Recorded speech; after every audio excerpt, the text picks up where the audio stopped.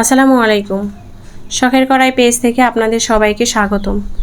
আগে থেকে জমিয়ে রাখা দুধের সর দিয়ে একদম সহজ উপায়ে খুব কম সময়ের মধ্যে আমি যেভাবে গাওয়া ঘিটা বানিয়ে নিয়েছি তারই রেসিপি শেয়ার করব আজ।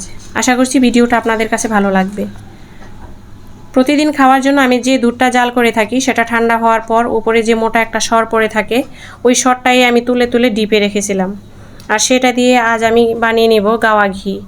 ফ্রিজ থেকে বাইরে বের করার 1 থেকে 1.5 ঘন্টা পর সরটা থেকে বরফ ছেড়ে গেছে।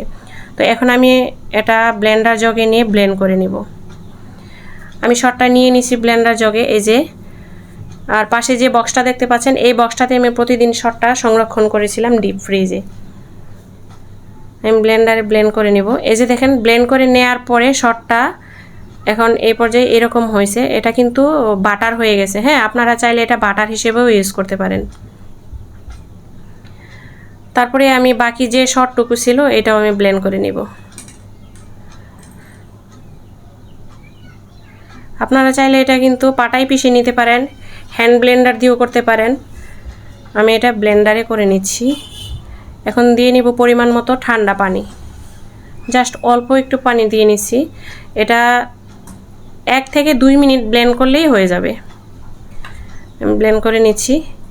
এই যে এখন দেখেন কত স্মুথ একটা বাটার তৈরি হয়ে গেছে। আমি এটা একটা বড় একটা পাতিলে নিয়ে নিচ্ছি।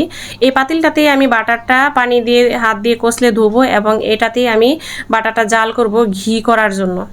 এজন্য প্রথমেই আমি পাতিলটা বড় দেখে নিয়ে নিচ্ছি। এই যে আমার বাটারটা নেওয়া শেষ। এই পর্যায়ে আমি এটা পানি দিয়ে ধুবো। দিয়ে নিচ্ছি ঠান্ডা পানি।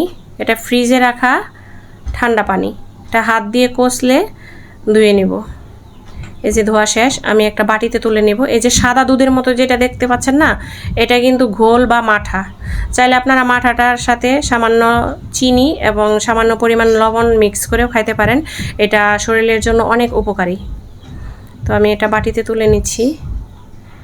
মাশাআল্লাহ অনেকটা বাটার হয়েছে কিন্তু।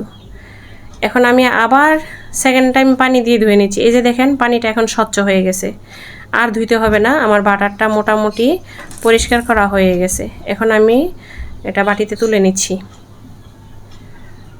চেষ্টা করবেন বাটারটার সাথে যেন পানি না থাকে।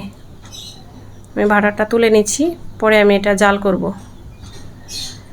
এই যে আমার বাটারটা তোলা শেষ। এ পর্যায়ে এতটুকু বাটার হয়েছে। আমার এখানে মোটামুটি 1 থেকে 1.5 কেজি পরিমাণ সর ছিল। আমি এখন বাটাটা জাল করে নিব। দিয়ে দিলাম চুলায়। এখন চুলার তাপটা থাকবে একদম লো ফ্লেমে। এটা চুলার জাল বাড়ানো যাবে না, জাস্ট লো পর্যায়ে থাকবে। এখন এই যে দেখেন আস্তে আস্তে বাটারটা গলে যাচ্ছে।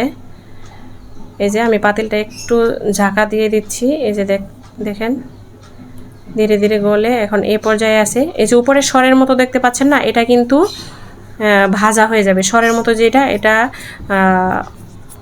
একটা কালার আসবে, আমি আপনাদেরকে দেখাবো। এখন এই পর্যায়ে এরকম হয়েছে দেখেন। এই যে উপরে সরের মতো, এটা আরও কালো কালো হবে, ভাজা ভাজা হবে। তখন ঘিয়ের কালারটাও কিন্তু পরিবর্তন হবে। এই যে দেখেন,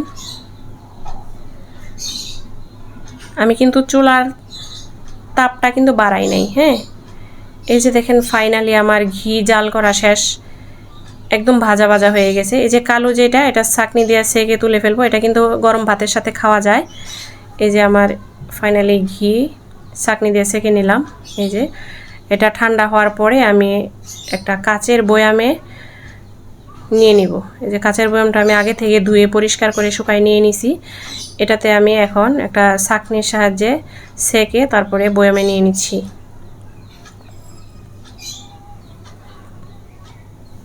এই যে বয়ামে নিয়ে নিচ্ছি। চাইলে আপনারাও বাসায় এটা তৈরি করে নিতে পারবেন।